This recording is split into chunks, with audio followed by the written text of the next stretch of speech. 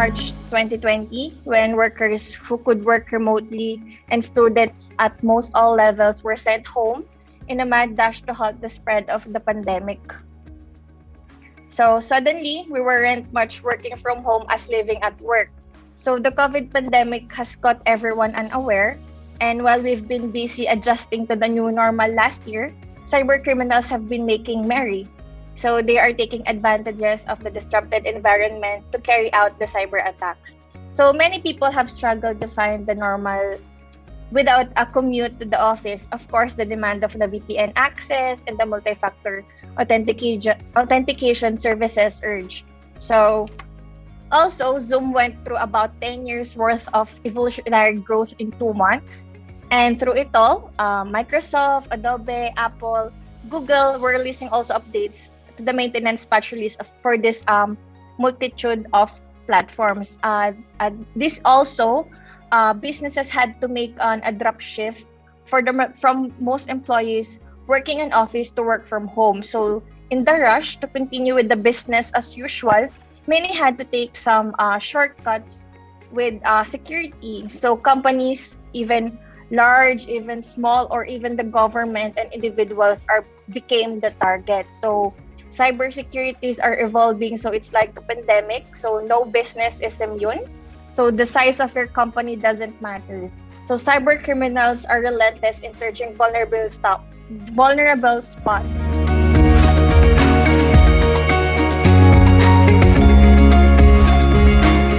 The last I'm going to share is the human firewall. That's you and me. We are the ones behind the keyboard and the mouse affecting this particular environment. So we as people, we need to post responsibly. We can't tell the world where we're at. We're taking a vacation. We can't tell them we're out of the house.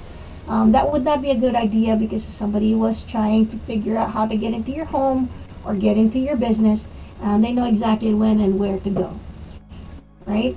Putting in your privacy filters to secure your data and your information is always a must. Knowing you're securely connecting, you're connecting to a legitimate service, legitimate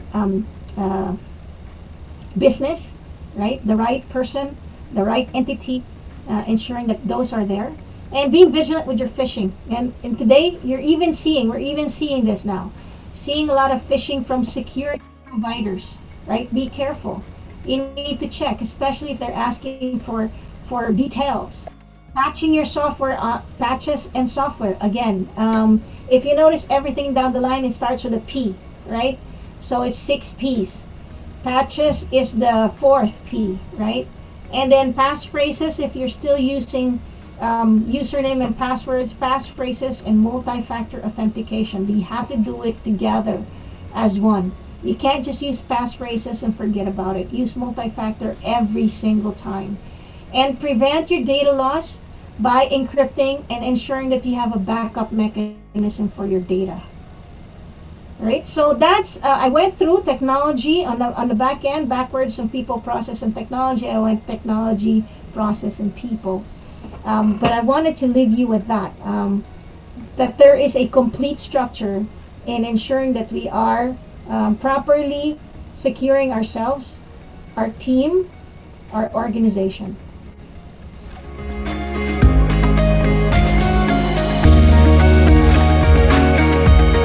Part of last year, 2020, we have commissioned a survey company which is based in the UK of surveying 5,000 IT managers globally, and Philippines is one of the participants in this survey.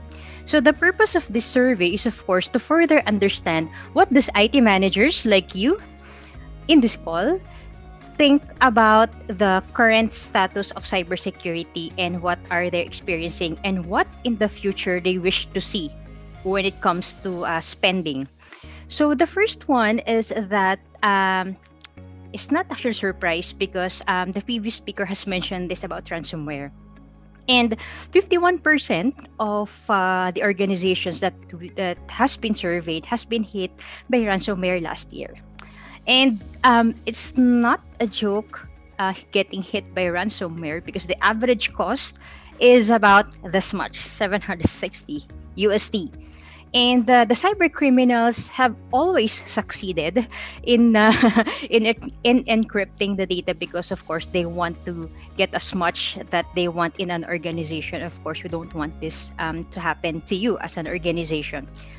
But in light of these numbers, 48 of those IT managers of those organizations are saying that they are planning to incorporate human-led threat hunts until 2021 and 2022. So this has actually matched what the previous speaker has mentioned about this survey. And because we are all working from home, it is very integral in our day-to-day life that we are, of course, leaning to cloud, saving our files, communicating internal and outside. Hence, there's also an increase in a public cloud incident, and that's 71%.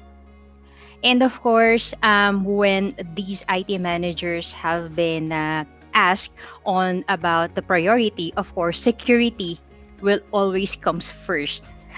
And I'm sure you will agree to this. And not just only it's a priority, but also it's something on their to-do list, right?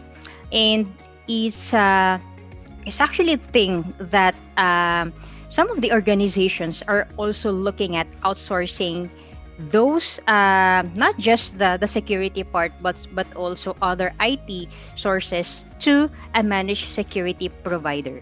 And this is somewhat a tandem between a managed security provider and a local the organization, which is such as you in the next week.